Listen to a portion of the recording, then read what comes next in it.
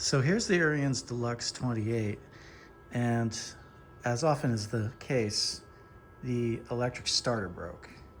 And on many models, you just pop it off and pop on back on. On this model, I don't know why, the designers designed this cowling over the top of it, and you can't get to any of the fasteners unless you remove it.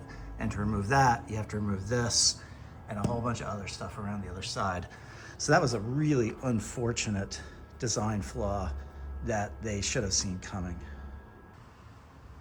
All right, so what I had to do is remove all these pieces to get to that starter, to the pair of fasteners that hold the starter in place, which is kind of ridiculous. I can't believe that the designers didn't see this as being a problem.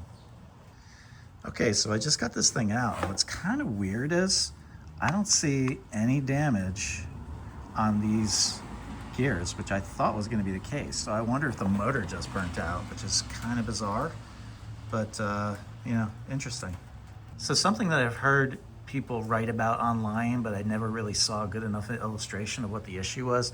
There's this bracket that kind of the electrics connect to, and people have said they needed to notch it, and now I see why, because the aftermarket motors sit, the actual motor part sits a little bit higher. It's sort of rotated up and around, and in order for this all to fit back together, because I need to bolt this into here, I need to probably take this off and cut a bit of a notch right here. And I don't really know how I'm gonna remount this guy, because I think one of its screws goes in there, and it looks like I need to lose that, but I'll figure it out. Okay, so here's the refabricated mounting plate for the starter switch and plug assembly.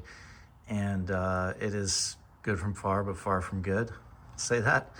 One thing to pay attention to is there's this little extra flange here with a thread on it. And that is actually now, because I've raised this high enough, crashing into the oil tube, the oil filler assembly.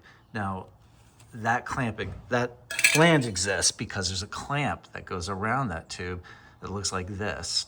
And I think they probably realized, again, this is just bad design after the fact, that when you take this thing off and put it back on, you can unscrew this assembly. And they did this tall for convenience, I suppose, because it was the only way you can get oil in the machine.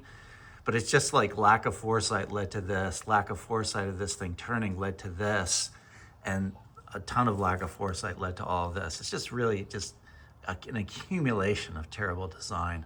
So now I have to figure out a way around that problem. And here's my reconfigured plate in place. I can show you up top what that looks like. There are my washers spacing it away from this tube so that bracket clears it.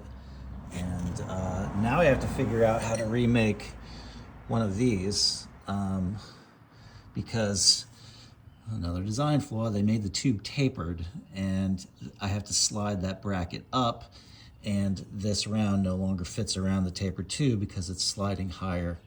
And here's my solution to that problem. A little rough, but it works.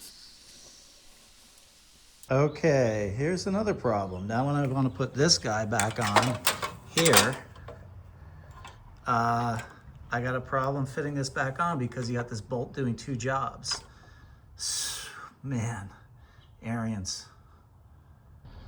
Okay, so that issue is solved, and the way I did it was just by I pulled this bolt out and I dropped this down behind the washers, the little flange holding the plate on, and that solved the problem. But it just goes to show you, you really shouldn't design these things with the bolts doing double duty and holding two things at once, because you run into this issue when you're repairing. And here we go, let's give it a try.